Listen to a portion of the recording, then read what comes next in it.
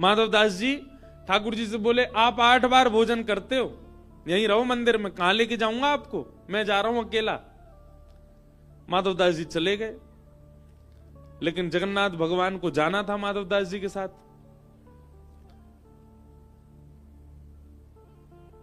माधवदास जी थोड़ी दूर गए जगन्नाथपुरी से, थोड़ी दूर जाते इतनी जोर की भूख लगी माधवदास जी को, जहां वो 3-4 दिन तक अपनी भूख जीत लेते थे, अब इतनी जोर की भूख लगी कि ऐसी इच्छा होने लगी पेड़ खा जाएं, पौधे खा जाएं, पत्ते खा जाएं, कुछ तो मिले खाने को, इतनी भूख लगने लगी। अचानक से दौड़े दौड़े गांव में एक मैया के यहां गए, बोले मैया कुछ हो तो पवाओ। मैया बोली, अरे न धैर्य रखो, लगाती हूं। नहीं नहीं जल्दी लाओ, थाली वाली मत दो, ऐसे ही दे दो, भूख लगी है। माधवदास जी के आगे थाली रख दी। आज ना आचमन किया, ना भगवत ध्यान किया, ना कोई भी कोई गौग्रास आदि कुछ नहीं निकाला, सीधे पाने लग गए। भैया आकर के बोली, अरे बाबा ने धीमे धीमे पाओ, इतनी कहा जल्दी है, एक ही रोटी उठा में सब्जी से लगा, मैं पूरी मुंह में धर ले, इतनी जोर की भूख लगे। सामने बैठी मैया बोली, बाबा ऐसा लग रहा हो जाने कितने जन्म के भूखे हो, और ये अकेले अकेले पाए जा रहे हो, ठूस ठूस के खाए जा रहे हो, बगल में नन्हा सा बालक बैठा, इसको क्यों नहीं खिला रहे हो।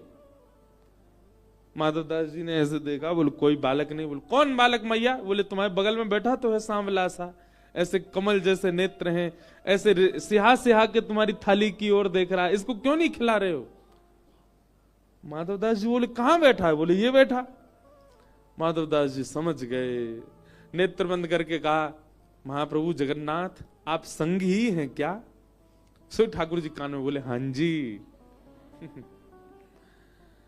ओहो, तभी मैं कहूं मुझे भूख क्यों लग रही है, मैं तो 3-3 दिन तक भूख जीतने वाला व्यक्ति। समझ गए कि ठाकुर जी सचल संग नहीं चल रहे, हृदय में बैठ के संग चल दिए हैं वृंदावन। माधवदास जी बोले नहीं रुके आप पुरी में। बोले कि तुम हमको सचल लेके नहीं आए, हम तुम्हारे भीतर ही बैठ गए अब, और अब हम देखते हैं तुम कैसे बिना खाए पिए पहुंचते हो। अब तो ये स्थिति हो गई कि मंदिर में तो ठाकुर जी 8 बार पाते हैं, पर श्री माधवदास जी को 16 बार भूख लगती है दिन में।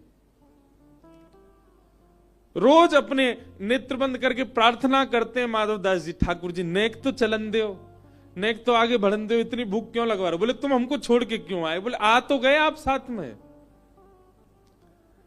तो ठाकुर जी को भूख नहीं लगती, ठाकुर जी अजन्मा है, ठाकुर जी हमारी तरह देह त्याग नहीं करते, लेकिन जब प्रेम प्रधान भक्त का श्रेष्ठ होता है, ठाकुर जी सब क्रियाओं में आ जाते हैं, जन्म भी लेते हैं, खाते भी हैं, पीते भी हैं, रोते भी हैं, सोते भी हैं, सब क्रिया करते हैं। ये उन लोगों के लिए उत्तर है जो लोग कहते हैं ठाकुर जी के आगे 56 भोग लगा रहे हो, उनको वो क्या भूखे हैं क्या, ठाकुर जी के लिए ऐसा कर रहे हैं, उनको जरूरत है क्या, ठाकुर जी के लिए इतना धन खर्च करके बंगला बनवा रहे हो, उन्होंने मांगा है क्या, महादेव पे दूध चढ़ा रहे हो, महादेव को दूध की इच्छा है क्या। ये सब ठाकुर की इच्छा नहीं है, पर भक्त का प्रेम जब प्रगाढ़ होता है तो ठाकुर की भी इच्छा प्रकट हो जाती है।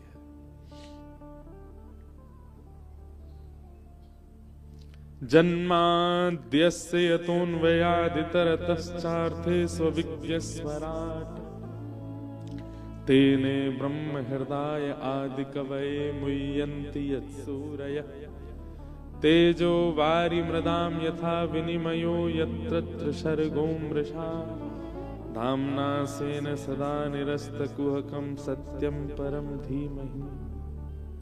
ऐसे परम सत्य परमात्मा जो सब चीज से परे हैं, परंतु परे होते हुए भी अपने भक्त की प्रीति के लिए सब चीजों में व्यवस्थित हो जाते हैं, ऐसे परमात्मा को हम बारंबार प्रणाम करते हैं, ऐसे परम सत्य श्री कृष्ण को हम वंदन करते हैं। भागवत जी के प्रथम श्लोक, बंधुओं प्रथम श्लोक में एक विशेषता और है, बहुत ध्यान से सुनिएगा।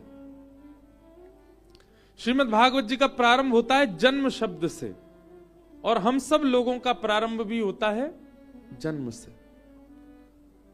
यहां कोई ऐसा तो बैठो ना होगो जाको जन्म ना भयो, अजन्मा है, सबको जन्म भयो है। और श्रीमद् भागवत जी का पहला शब्द भी जन्म है। तो इसका मतलब क्या है? जन्म, हमारा जन्म ही प्रथम शब्द भागवत जी का। यहां पर हम दोनों एक हो गए, लेकिन हम सब अपना गंतव्य नहीं जानते, अंत नहीं जानते। हां, एक चीज पता है, अंत हमारा मृत्यु है, पर कैसी मृत्यु है ये हम नहीं जानते। हॉस्पिटल की मृत्यु है, वेंटिलेटर की मृत्यु है, अटैक की मृत्यु है, कोई भयावह बीमारी की मृत्यु है, एक्सीडेंटल मृत्यु है, पहाड़ से गिरवे की मृत्यु है, सुसाइडल मृत्यु है, हिचकी वाली मृत्यु है। कैसी मृत्यु है हम कोई नहीं जानते। तो क्योंकि भागवत जी का प्रारंभ शब्द जन्म है और हमारा भी प्रारंभ जन्म है, तो ऐसा भी हो सकता है कि भागवत जी का जो विश्राम हो वही हमारा विश्राम हो। भागवत जी का विश्राम क्या है? तो अंतिम श्लोक भागवत जी का, नाम संकीर्तनम यस्य सर्व पाप प्रणाशनो। अंतिम शब्द सुनिएगा। पीछे वाले लोग जो खिसक रहे हैं इधर उधर, आप लोग इधर भी आ सकते हो, यहां भी आ सकते हो, बैठ जाओ। अब मत उठ के भगना, जब कीर्तन हो तब आना। क्या बता रहा था मैं? भूल गया। हाँ, अंतिम श्लोक, नाम संकीर्तनम यस्य सर्व पाप प्रणाशनो प्रणामो दुख समनस्तम नमामि हरिम परम। भागवत जी का अंतिम शब्द क्या है? हरिम परम। इसका मतलब क्या है? हम सबका एक लक्ष्य है जीवन का। किसी का लक्ष्य धन है, किसी का लक्ष्य संपत्ति है, किसी का लक्ष्य ऐश्वर्य है, किसी का लक्ष्य उपलब्धियां हैं, किसी का लक्ष्य श्रेष्ठ बालक हैं, किसी का लक्ष्य श्रेष्ठ विवाह है, आदि आदि। ये सारे लक्ष्य हैं हमारे। पर भागवत जी अंकित कर रही हैं कि एक ही लक्ष्य होना चाहिए। क्या? हरिम परम। अगर श्री हरि के चरणारविंद हमारे लक्ष्य नहीं है तो हमारा ये जन्म सफल नहीं हो पाएगा। एक बात बोलूं, बोलता ही हूं मैं कथा में।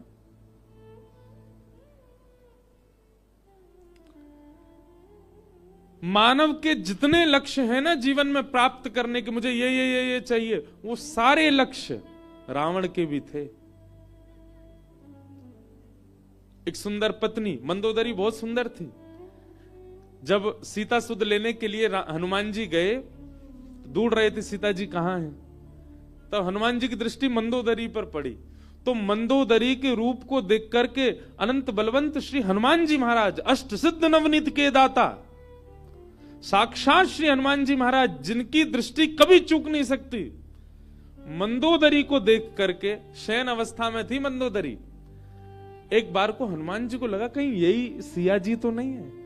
अरे एक क्षण को भी क्यों लगा? मंदोदरी सामान्य कन्या नहीं थी। उसका स्वरूप, उसका स्वभाव, वो कहीं ना कहीं शुद्ध था। हनुमान जी भी एक बार को लगा कि कहीं ये सिया जी तो नहीं है, लेकिन फिर बाद में वे संभल गए। दूसरे ही क्षण उनको लगा कि नहीं, ये नहीं हो सकता। क्यों? हल्का फुल्का श्रृंगार था, केश कढ़े हुए थे। हनुमान जी को लगा राम वियोग में हमारी जानकी जी के केश कढ़े नहीं हो सकते। मंदोदरी सामान्य नहीं थी, मतलब श्रेष्ठ पत्नी थी रावण के पास, श्रेष्ठ संतान थे रावण के। अक्षय कुमार को क्या समझते हैं आप? इंद्र की आधी पदवी खाली रहती थी हमेशा, वो जब चाहे जाकर के बैठ सकता था।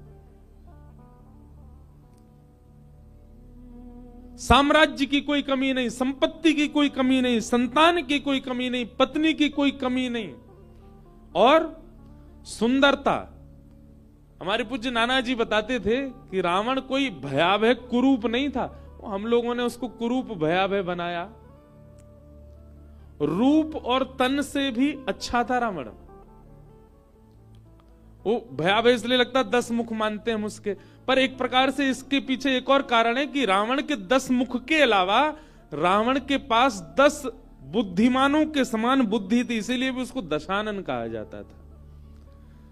एक बुद्धिमान के पास जितनी बुद्धि होती है, ऐसे 10 बुद्धिमानों के पास भी, अत्यंत बुद्धिमानों के पास जैसी बुद्धि होती है, ऐसी रावण के पास थी। इसीलिए दशानन कहा जाता।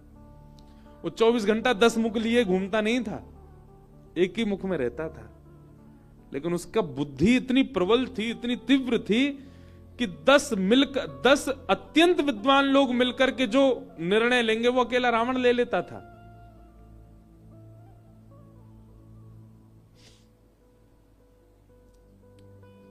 रूपवान, स्वरूपवान, संपत्तिवान, पत्नीवान, संतानवान, ऐश्वर्यवान, साम्राज्यवान, बलवान, विद्वान, क्या नहीं था रावण? सब कुछ था। जो आज का मानव अपना एक लक्ष्य रखता है ना, आज के बच्चों से पूछो आपका एम क्या है, वो एम बताएंगे अपना, हमको ये कमाना है, वहां हमको बंगला बनाना है, ये करना है।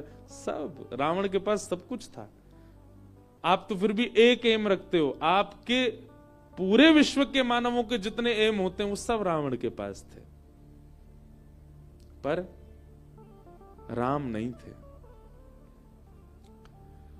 शरीरम स्वरूपम तथा वा कलत्वम रतश्चारु रुचिरम धनम मेरुतुल्यम मनश्रेण लग्नम रामचरणारविंदम ततः किम ततः किम ततः किम ततः किम।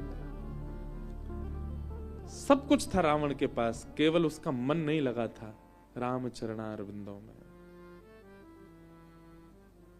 जिसके कारण रावण की दुर्गति हुई।